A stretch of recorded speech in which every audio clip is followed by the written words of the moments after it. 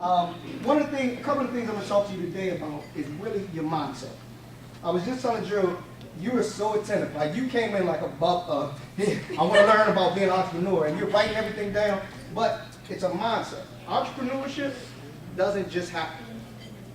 They talked about risk tolerance. They talked about being innovative. They talked about all the different things that it takes to think that you're an entrepreneur. One of the things that they definitely missed or haven't hit on yet is how much work it is. Because Mac thought it was great. I want to open my own gym. I own a gym. Mac didn't realize he was going to be at work at 5 a.m. as well as 9 p.m. Yeah. And all the hours in between. But what I can say is when I wake up in the morning, I get up and get to go do something that I love. With people that I'm making a difference in their life. Entrepreneurship is about making money. Yes, we all want to make money. But make sure that you're doing something that's going to be where you're making a difference in the community, making a difference in someone else's life. I was a school teacher. I started my, I got my master's in education. I started my doctorate. And all of a sudden, I just stopped. Driving to school one day, I put in my letter of resignation for the end of the year.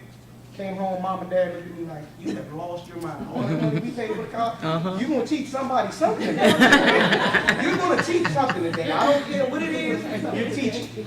And so, what I decided to do was go into training.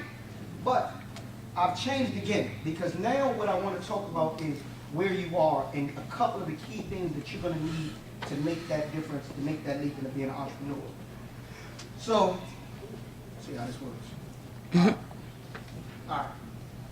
Formal education. There's two types of education that I'm going to talk about. All of you guys go to school now, right? Formal education. Formal education is what's going to get you in the door. There's no way to get around needing an education, okay? You're going to need an education to get in the door. But what do you do with that education is something totally different. Like I said, Gerald and I went to college together. I remember sitting in those classes, taking classes, and I'm like, this has nothing to do with what I want to do in life. Why am I learning about algebra? I can't even spell it, But then you think about it, and you're like, well, maybe I need to be able to spell algebra just in case my employer asks me about it. And they want to know, can you spell algebra? Let me learn this. That's going to make the difference. Formal education, that is the books. That's the classes you take. That's a must. You have to take those classes so that you can get that door open.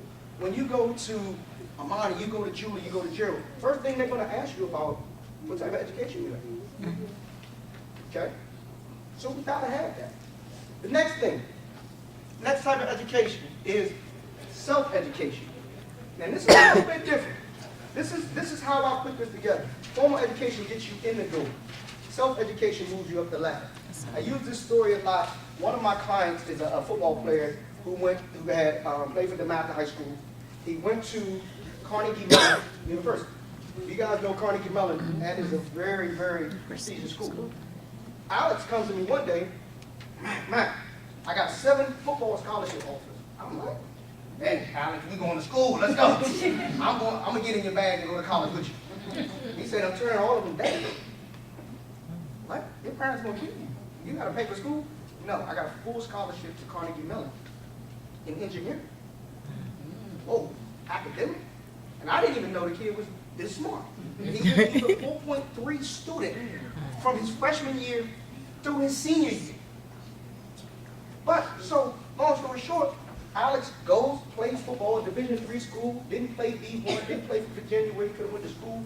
But one day he's in the elevator, and in his internship, he's in the elevator with a gentleman, and they're talking. And the guy says, so what do you do? He's like, I'm an intern here. Talking a little bit more. He's like, what school do you go to? Carnegie Mellon. Oh. He's like, yeah, I play football. The gentleman just so happened to be a football player too. So they started talking about football and talking about being a captain. He was a captain of the team. Some of the things that he learned as a captain, talking about teamwork and things like that, that all fell under self-education. The next thing you know, Alex gets a phone call that day to come head up a program that this engineering firm is running based on teamwork. But from self-education, that moved him up the ladder. Yeah, he got in the door because of his formal education. The self-education took him to the next level. So all you entrepreneurs, continue to learn. Gerald and I have a running joke. We try to read a book a month on different things. I'll tell him what book I'm reading. He tells me what book he's reading. One of the books that I love that I would suggest that every parent have their young entrepreneur read or young student read, Compound Effect. The Compound Effect.